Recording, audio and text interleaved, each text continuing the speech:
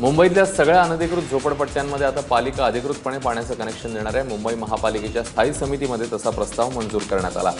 2000 साल नंतरच्या सगळ्या झोपड्यांना आता घरात पाण्याचा नळ मिळणार आहे। अर्थात भाजप आणि शिवसेनेने बहुमताने हा प्रस्ताव पारित केला, तर मनसेने मात्र अनधिकृत झोपड्यांना पाणी द्यायला विरोध केलाय।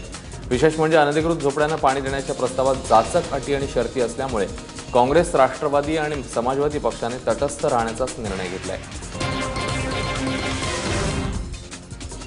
दिघ्यामधील अनधिकृत बांधकाम प्रकरणी 72 जणांवर गुन्हे दाखल करण्यात आले आहेत आणि पोलिसांनी 15 जणांना अटक केली आहे। मात्र पोलीस यंत्रणा योग्य कारवाई करत नसल्याचा आरोप याचिकाकर्ते राजीव मिश्रांनी केला।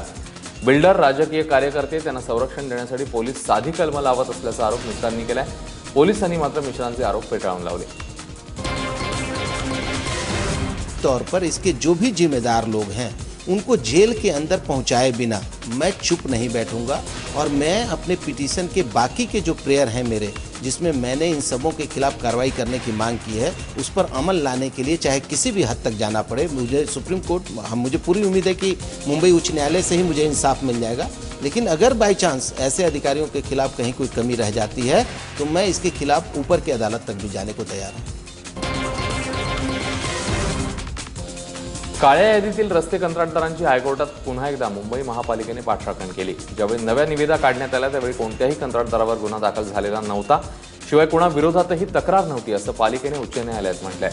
जोपर्यंत एफआयआर दाखल झाला तोपर्यंत संपूर्ण निवड प्रक्रिया पार पडली होती, त्यामुळे सगळ्या बाबी तपासूनच कंत्राट दिल्याचं पालिकेने सांगितलं। डॉक्टर नरेंद्र दाभोलकर यांच्या हत्या प्रकरणातला साक्षीदार बनावट असल्याचा आरोप सनातनने केलाय। या प्रकरणात सीबीआयने सनातनने साधक डॉक्टर वीरेंद्र तावडेला अटक केली आहे। मात्र या खटल्यात सीबीआयने कोर्टात उभा केलेला साक्षीदार बनावट आहे असा दावा सनातन संस्थेने केलाय। ज्या संजय साडविलकरला सीबीआयच्या अधिकाऱ्यांनी कोर्टात साक्षीदार म्हणून उभा केलाय त्याच्यावर महालक्ष्मी मंदिरातील घोटाळ्यासंदर्भात कोर्टामध्ये खटला सुरू आहे।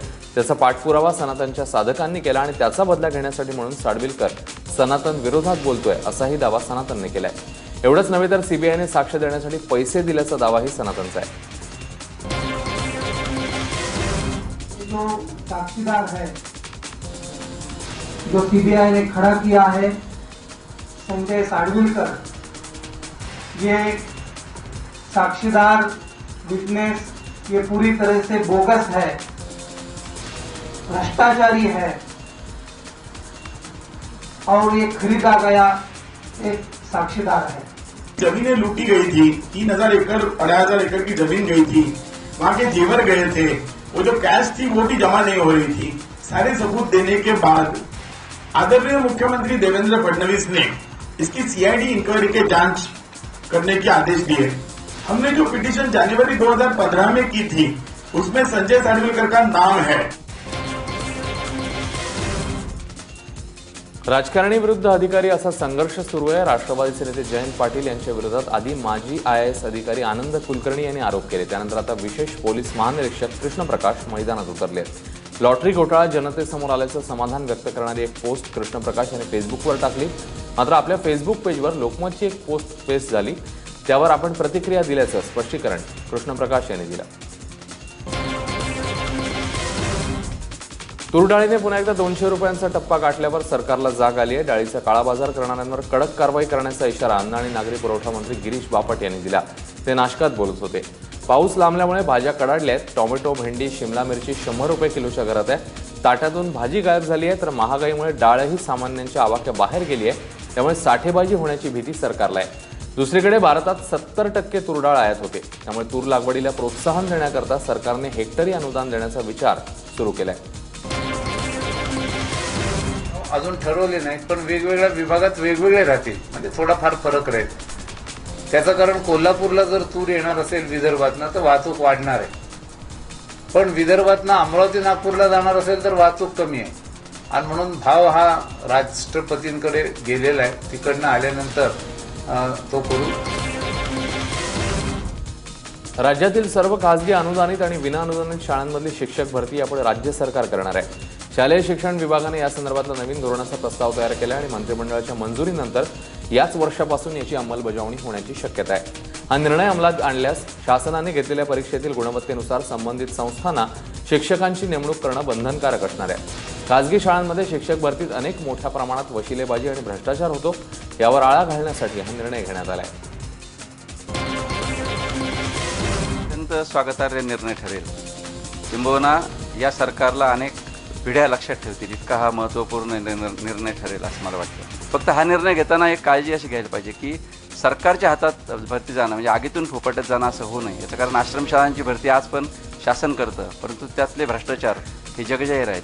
तेव्हा पुन्हा अधिकाऱ्यांच्या हातामध्ये एक पैसे खाण्याचं कुरण असं ते स्वरूप होऊ नये. 11वी ऑनलाईन प्रवेश प्रक्रियेची माहिती सादर करण्याचे आदेश उच्च न्यायालयाने सरकारला दिले. 11वीची प्रवेश प्रक्रिया पारदर्शक करावी यासाठी पुण्यातील वैशाली बाफना यांनी कोर्टात याचिका केली होती. 2014 मध्ये सुनावणी दरम्यान ऑफलाईन प्रवेश प्रक्रिया करू नये, ऑनलाईन प्रवेश प्रक्रियेत मॅनेजमेंट कोट्यातून स्थानिक विद्यार्थ्याला प्राधान्य द्यावं अशा सूचना केल्या होत्या.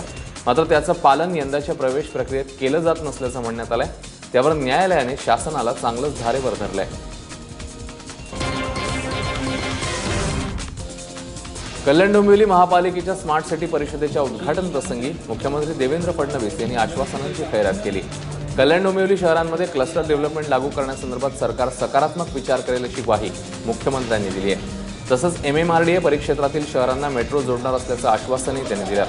ओरॅकल कंपनी लॉस एंजेलिस काउंटीच्या आर्किटेक्चरच्या धर्तीवर कल्याण डोंबिवली स्मार्ट सिटीचा पथदर्शी प्रकल्प हाती घेणार असल्याचं मुख्यमंत्र्यांनी सांगितलंय.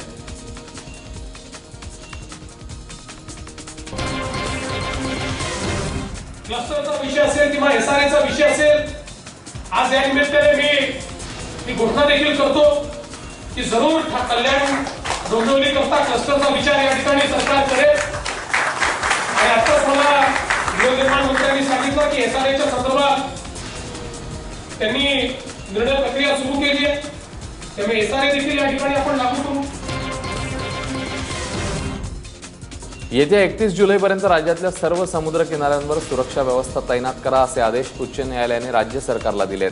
समुद्र किनाऱ्यांवर योग्य ती सुरक्षा व्यवस्था, वॉच टॉवर आणि दिशादर्शक नाहीयेत. पर्यटकांना त्यामुळे पाण्याचा अंदाज येत नाही आणि त्यामुळे अनेक पर्यटकांचा समुद्रात बुडून मृत्यू झालाय. 2006 समुद्र किनाऱ्यांवर सुरक्षा व्यवस्था तैनात करण्याचे आदेश देण्यात आले आहेत. मात्र या आदेशाचं पालन केलं जात नाहीये आणि दिवसेंदिवस समुद्रामध्ये बुडून मृत्युमुखी पडलेल्यांची संख्या वाढत चालली आहे. या घटना टाळण्याकरता समुद्र किनाऱ्यांवर योग्य ती सुरक्षा व्यवस्था तैनात करावी अशी मागणी करणारी जनहित याचिका जनहित मंचने दाखल केली होती. राज्याचे माजी पोलीस महासंचालक सूर्यकांत जोग यांचं काल मुंबईत निधन झालं. ते 90 वर्षांचे होते. गेल्या काही दिवसांपासून ते आपले नातू कौस्तुभ यांच्याकडे उपचार घेत होते. मंत्रालयाशेजारील वसाहतीमधील कौस्तुभ जोग यांच्या घरी त्यांनी अखेरचा श्वास घेतला. त्यांच्यावर आज मुंबईत अंत्यसंस्कार करण्यात येणार आहेत. मूळचे अमरावतीचे रहिवासी असलेले IPS अधिकारी सूर्यकांत जोग यांनी 1984 मध्ये राज्याचं पोलीस महासंचालक पद भूषवलं होतं. जोग यांच्या निधनानंतर मुख्यमंत्री देवेंद्र फडणवीस यांनी शोक व्यक्त केला आहे.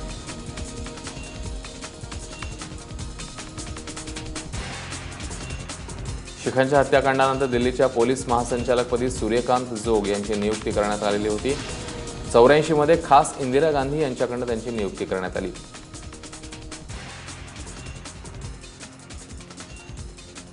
सूर्यकांत जोग यांनी केंद्रात आणि राज्यात अतिशय प्रामाणिकपणे पोलीस सेवा बजावलेली आहे.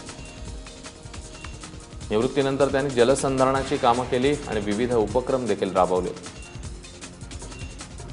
चिखलदरा या आदिवासी भागात 1991 मध्ये दीपशिखा सैनिक विद्यालय त्यांनी सुरू केलं.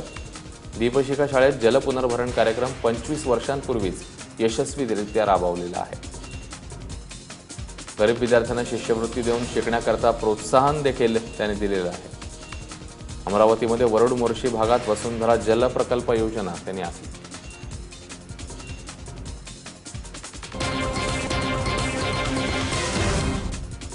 उडता पंजाब सिनेमावरून आरोप प्रत्यारोप सुरू असतानाच भाजपच्या केंद्रीय मंत्री देखील आता यावरून उखडलेत. पंजाबमध्ये नशेचं हे बीज काँग्रेसनेच पेरलंय आणि राहुल गांधींचा पंजाबला बदनाम करण्याचा कट आहे असं केंद्रीय अन्न प्रक्रिया मंत्री हरसिमरत कौर बादल यांनी ठाण्यामध्ये म्हटलं. तसंच पंजाब पाकिस्तानच्या सीमेलगत असून यापूर्वी 10 वर्ष काँग्रेसची राजवट असताना तेव्हा सीमा सुरक्षा दलं काय करत होती असा सवालही त्यांनी विचारलाय. जो सरकारें इस चीज़ से इसको फेस नहीं कर पा रही हैं कि जिन्होंने हिंदुस्तान पे राज इतने सालों से किया था, 10 साल से जो राज कर रही थी और देश के हालात ऐसे हो गए थे कि देश की इकोनॉमी कमज़ोर हो गई थी, देश की डेवलपमेंट प्रोग्रेस ग्रोथ घट गई थी, इन्फ्लेशन बढ़ गई थी, गरीबी बढ़ गई थी, अनएम्प्लॉयमेंट बढ़ गई थी. ये सारे हालात जो उनके पैदा किए हुए थे, आज वो पार्टियां इस चीज़ को निगल नहीं पा रही है कि एक दूसरी सरकार, उनको लोगों ने रिजेक्ट करके बाहर निकाल के ऐसा फेंका कि आज हम लीडर ऑफ ऑपोजिशन भी नहीं बनने लायक है पार्लियामेंट में। पुण्याच्या सीओपी कॉलेजमधील विद्यार्थी मयूर गिरासे याने ठिपक्यांच्या माध्यमातून चित्र रेखाटलंय। विशेष म्हणजे हा स्केच त्याने पेनाच्या सहाय्याने रेखाटलं। तृतीय वर्षात शिकत असलेल्या मयूरने 100 स्क्वेअर फूट आकाराचे हे स्केच काढण्याकरता 12 दिवस घेतले आहेत आणि दररोज 12 तास तो हे स्केच रेखाटण्यासाठी देत होता। या स्केचच्या माध्यमातून मयूरने बेटी बचावचा संदेश दिलाय। या चित्राची जागतिक विश्वविक्रमाकरता नोंद व्हावी म्हणून मयूरने प्रयत्न सुरू केलेत। यासाठी Limca book of records, golden book of records आणि इंडिया बुक ऑफ रेकॉर्ड्स यासाठी नोंदणी केली आहे। पक्षी संवर्धनाच्या उपक्रमामुळे सारस पक्ष्यांची संख्या 82च्या घरात पोहोचली आहे। महाराष्ट्रात प्रथमच करण्यात आलेल्या पक्षी गणनेमध्ये ही बाब समोर आली आहे। 10 वर्षांपूर्वी गोंदिया भंडारा परिसरात फक्त 2च सारस पक्षी होते। गोंदिया जिल्ह्यात 35, महाराष्ट्र आणि मध्य प्रदेश राज्याच्या सीमावर्ती भागात 45 तर भंडारा जिल्ह्यात 2 सारस पक्ष्यांची गणना करण्यात आली। 50 जणांच्या 15 टीमने सारस पक्ष्यांची गणना केली। या नोंदीमुळे पक्षीप्रेमींमध्ये उत्साहाचं वातावरण आहे। शेतीतलं धान पीक नष्ट व्हायचं म्हणून शेतकरी सारस पक्ष्यांची मोठ्या प्रमाणावर शिकार करायचे। मात्र प्रबोधनाद्वारे शेतकऱ्यांना सारसचं महत्त्व पटवून दिल्यानं शिकारीत मोठी घट झाली आणि त्याचाच परिणाम म्हणून सारसांच्या संख्येत वाढ झाली आहे।